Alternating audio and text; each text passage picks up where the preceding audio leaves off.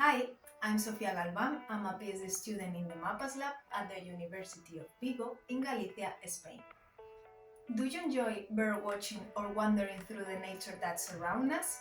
In the last few decades, citizen science has become a powerful tool in the democratization of science, with several active projects collecting data on biodiversity and developing large open access databases.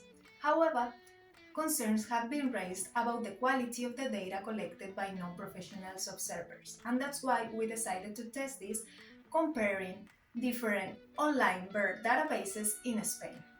We set out to evaluate whether citizen science databases are more prone to biases than scientific ones. Our results indicate that none of the databases were perfect, and each of them has a record of strengths and weaknesses. As researchers, we need to be aware of the potential taxonomic and sampling biases when gathering our data for our research questions. Furthermore, when possible, we should combine different sources of information to adequately build our own datasets. Just as with fake news, biased biological data may prevent us from understanding the reality of the situation. With this work, we emphasize the importance of cooperation in science.